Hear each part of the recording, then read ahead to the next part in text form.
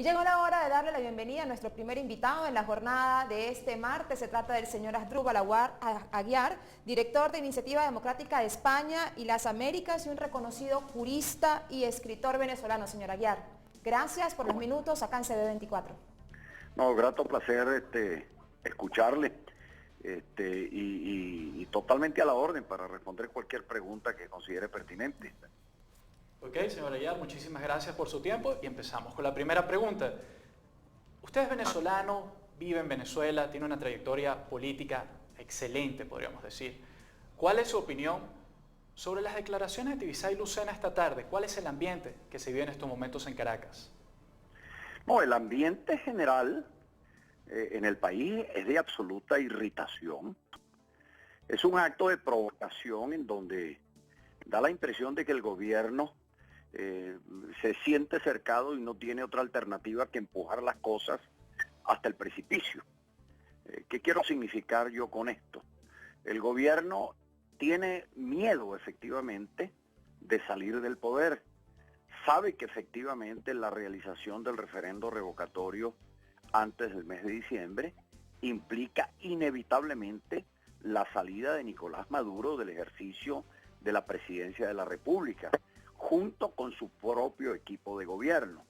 Ellos me imagino que se observan o se miran en la situación que está viviendo la familia Kirchner en este momento.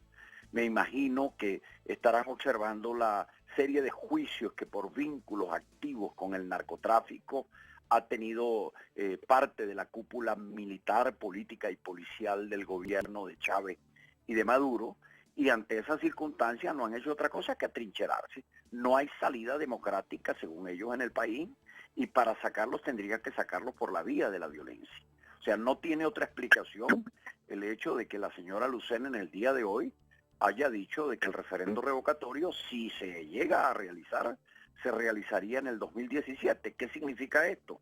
Que de ser revocado Nicolás Maduro, continuaría su vicepresidente de la República, el que él escoja, que puede ser incluso su propia esposa, Cilia Flores, en el ejercicio del poder, o podría escoger al mismo teniente Diosdado Cabello para que concluya el mandato de los 2 últimos años.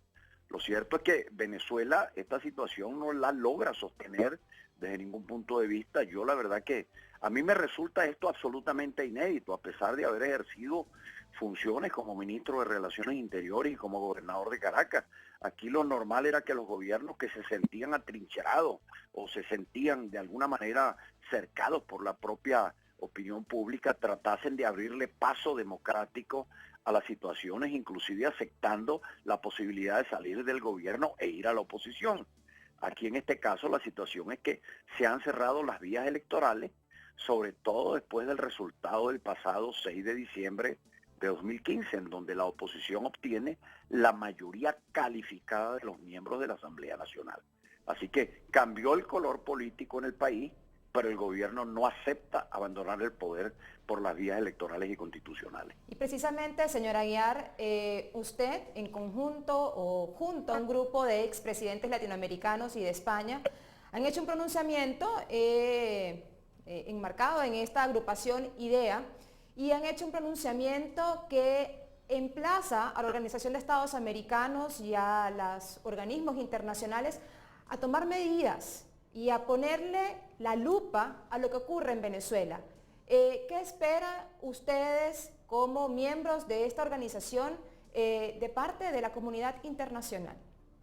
Mire, el foro Iniciativa Democrática de España y las Américas, de la que hacen parte, por cierto, muy respetables presidentes centroamericanos como Laura Chinchilla, Miguel Ángel Rodríguez, el doctor Calderón Fournier, en el caso de Costa Rica, ellos ciertamente lo que hacen es una alerta al resto de los gobiernos de América Latina, porque recuerden ustedes que tanto la Organización de los Estados Americanos como la UNASUR son organismos representativos de los gobiernos que están en ejercicio.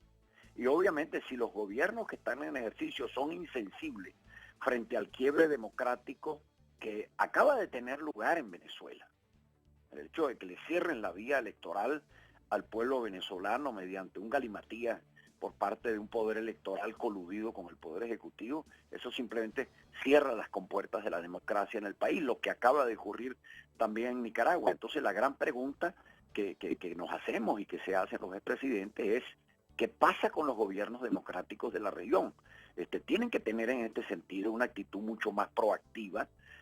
La Organización de los Estados Americanos nace como un ente multilateral de seguridad colectiva de la democracia. Por eso está allí la Carta Democrática Interamericana, que es el instrumento constitucional. El señor Almagro felizmente ha estado a la altura de las circunstancias. En el caso venezolano presentó un informe realmente admirable. Ese informe está en proceso de apreciación por parte de los gobiernos, pero no median ni siquiera las medidas más elementales, como las gestiones diplomáticas entre los propios gobiernos para tratar de reconducir al señor Maduro y al señor Ortega hacia los cauces de la experiencia democrática, que es la que justifica la presencia de todos nosotros en este tipo de organizaciones. El caso de Mercosur es mucho más escandaloso todavía. Se intenta alzar por la vía antidemocrática con la presidencia Venezuela de Mercosur y justamente el resto de los miembros principales, el caso de Brasil, el caso de Argentina, el caso de Paraguay, que no aceptan a Venezuela porque no cumple con los cánones democráticos que se piden en Mercosur y tienen totalmente paralizado el organismo, cuando ahí deberían tomarse medidas de acuerdo con los protocolos de Ushuaia para tratar entonces de marginar al gobierno de Venezuela de este tipo de organización. Pero algo hay que hacer, se está desmoronando, así como hay un aliento democrático en Brasil, en Argentina, en Perú. Uno nota un proceso de declinación acelerada de la experiencia democrática tanto en Nicaragua como en Venezuela. Nos vamos a nuestras redes sociales en este momento, en Twitter, @C24TV. Nos preguntan, ¿por qué la posición de los expresidentes hoy y no ayer cuando eran presidentes? ¿Por qué esta diferencia? Porque vemos esta carta que la firmaron más de 25 expresidentes. ¿Por qué esta posición hoy y no cuando la tuvieron en el poder?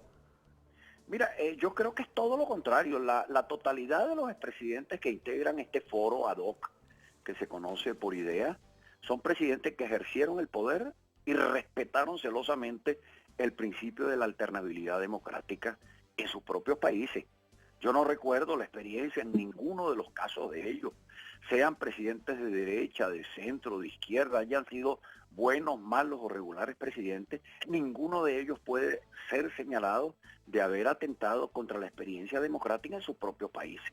Lo que se está planteando en el caso de Nicaragua es que el señor Ortega simplemente acabó con la democracia, simplemente usó las fórmulas democráticas para acabarla en su contenido. Y en el caso de Venezuela hubo una suerte de rebatiña electoral durante el tiempo en que la revolución se sentía que contaba con el apoyo y el beneplácito del pueblo.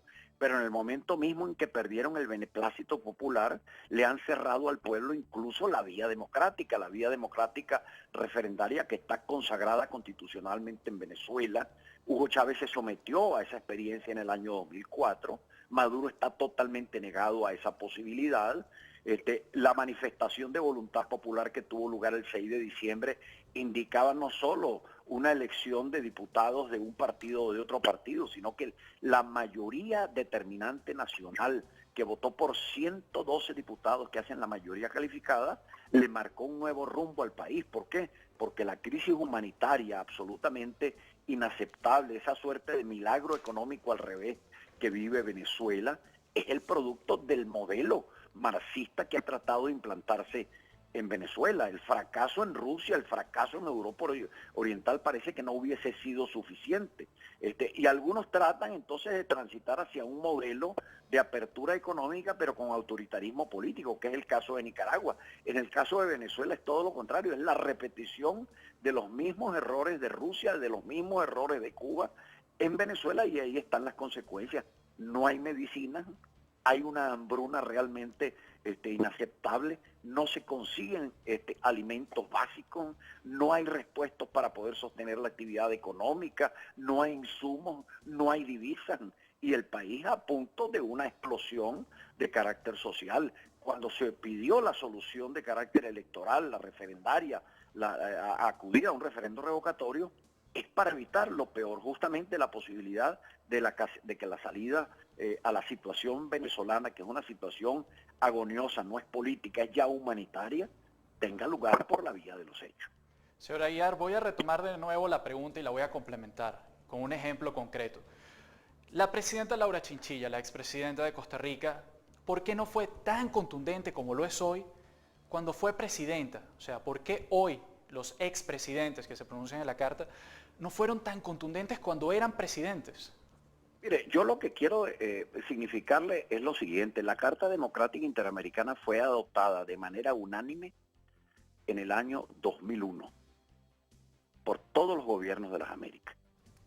Después que asumió la Secretaría General de la OEA, José Miguel Insulza, pretendió hacer ver que el tema de la democracia era un tema propio del fuero doméstico de cada gobierno, que en eso no podía meterse ningún otro gobierno. Vale decir, cada quien puede hacer su democracia a su manera, inclusive estas democracias atípicas como las venezolanas, en donde no hay libertad de expresión, no hay libertad de prensa. Pero le pongo un ejemplo, por ejemplo, don Miguel Ángel Rodríguez, en el momento en que tuvo lugar el intento de golpe de Estado contra Hugo Chávez en el 11 de abril del año 2002, recuerdo que fue quien movilizó al Grupo de Río con la finalidad de que se pudiera protestar contra la situación que estaba ocurriendo en Venezuela, y se trató en esa oportunidad de la primera aplicación que se hace en el hemisferio de la Carta Democrática Interamericana.